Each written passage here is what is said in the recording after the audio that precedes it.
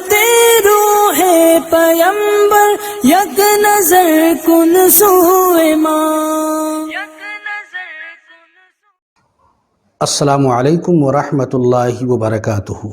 नाज़रीन किराम, हम आपका इस्तक़बाल करते हैं फैज़ सिमना चैनल में, और आज हम इस वीडियो में एतिकाफ़ के कुछ ज़रूरी और अहम मसाइल बयान करेंगे। हम आपसे ये दरख्वास्त करते हैं कि आप इस वीडियो को मुकम्मल देखें और हमारे चैनल को ज़रूर सब्सक्राइब कर दें। आइए सबसे पहले हम ये बयान करते हैं कि एतिकाफ़ का माना क्या होता है। एतिकाफ़ का लुग़वी माना है ताज़ीम की नीयत से किसी चीज़ के पास ठहरना, और शरीयत में एतिकाफ़ कहते हैं इबादत की नीयत से मस्जिद में ठहरना। अब सवाल ये होता है कि एतिकाफ़ क्यों करते हैं, तो इसका जवाब ये है कि एतिकाफ़ में बंदा अल्लाह ताला के घर का मुजाविर बनकर उसका कुर्ब हासिल करता है, दुनिया की मसरूफियात और आलाइशों से किनारा कश हो जाता है, और दुनिया की लज़्ज़तों को छोड़कर इबादत की मशक्क़तों को इख्तियार करता है। अल्लाह से मग़फ़िरत और रहमत को तलब करने के लिए उसके घर में डेरा डालकर बैठ जाता है। हज़रत अता खुरासानी फरमाते हैं कि एतिकाफ़ करने वाला उस शख्स की मिसल है जो किसी सखी दाता से भीख लेने के लिए उसके दरवाज़े पर धरना देकर बैठ जाए कि जब तक मुझे दाता भीख नहीं देगा मैं यहाँ से नहीं उठूँगा।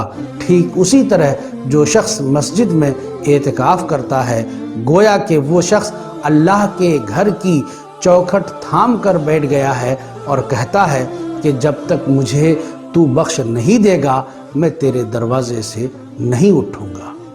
नाज़रीन किराम, एतिकाफ़ कई तरह के होते हैं कि एतिकाफ़ की 3 किस्में हैं। एतिकाफ़ वाजिब, एतिकाफ़ सुन्नत मुअक्कदा और एक एतिकाफ़ नफल है। वाजिब एतिकाफ़ नज़र मानने से होता है। मसलन बंदा कहे कि मैं अल्लाह ताला की रज़ा के लिए 1 दिन या 1 माह का एतिकाफ़ करूँगा, या यूँ कहे कि मेरा फ़ला काम या फ़ला बीमार अच्छा हो गया तो मैं इतने दिन एतिकाफ़ करूँगा।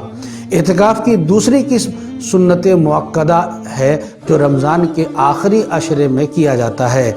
ये सुन्नत मुअक्कदा किफ़ाया है। इन दोनों किस्मों के एतिकाफ़ के लिए रोज़ा शर्त है, और एतिकाफ़ नफल अगर 1 दिन का हो तो रोज़ा शर्त है, और अगर चंद घंटों के लिए हो तो फिर रोज़ा शर्त नहीं है। हम इस वीडियो में आपसे दूसरी किस्म यानी एतिकाफ़ सुन्नत मुअक्कदा किफ़ाया के बारे में कुछ ज़रूरी मसाइल बयान करेंगे। एतिकाफ़ करने वाला बिला ज़रूरत मस्जिद से नहीं निकल सकता है, जैसे पेशाब, पाखाना, या उस मस्जिद में जुमा की नमाज नहीं होती है तो जुमा के लिए निकलना दुरुस्त है। इतनी देर तक कि वो अपनी ज़रूरत पूरी कर ले। उससे ज़्यादा अगर मस्जिद से बाहर रहता है तो फिर ये दुरुस्त नहीं है, एतिकाफ़ टूट जाएगा। एतिकाफ़ करने वाला किसी मरीज़ की इयादत करने के लिए नहीं जा सकता है, और ना ही किसी जनाजा में शामिल होने के लिए मस्जिद से वो निकल सकता है। अलबत्ता जिन अहादीस में ये मज़कूर है कि हुज़ूर सल्लल्लाहु ताला अलैहि वसल्लम मरीज़ की इयादत के लिए जाते थे, तो उससे मुराद ये है कि आप जब ज़रूरत की बुनियाद पर मस्जिद से निकलते थे और किसी मरीज़ के पास से गुज़रते थे तो उसकी खैरियत दरियाफ़्त कर लेते थे, वहाँ ठहरते नहीं थे। एतिकाफ़ करने वाले पर अगर गुस्ल वाजिब हो जाए तो वो गुस्ल करने के लिए मस्जिद से बाहर जाएगा।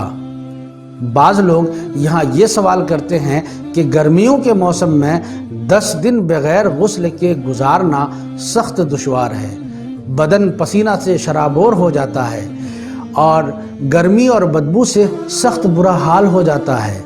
इस सूरत में क्या ये मुमकिन है कि बदन को ठंडक पहुँचाने के लिए गुस्ल कर लिया जाए?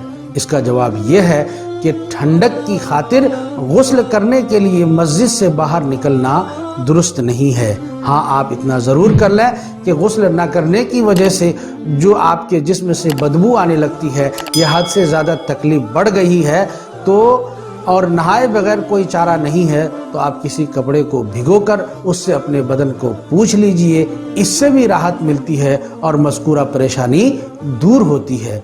खुलासा ये है कि ठंडक के लिए गुस्ल करने के लिए मस्जिद से बाहर नहीं जा सकते। اعتکاف کرنے والا اگر بیمار ہو گیا اور دوائی وغیرہ کے لیے مسجد کے باہر گیا یا اتنا سخت بیمار ہو گیا کہ اس کو باہر لے جایا گیا تو اعتکاف ٹوٹ جائے گا۔ اور آخری مسئلہ پر یہاں پر یہ عرض کر دوں کہ اعتکاف کرنے والا اذان بھی دے سکتا ہے اگرچہ اس کو اذان دینے کے لیے خارج مسجد جانا پڑے۔ ناظرین کرام، مجھے امید ہے کہ آپ کو یہ مسائل اچھی طرح سے سمجھ میں آ گئے ہوں گے۔ آپ ہمارے چینل کو سبسکرائب کر دیجئے، ویڈیو کو لائک اور شیئر کر دیجئے۔ السلام علیکم ورحمۃ اللہ وبرکاتہ۔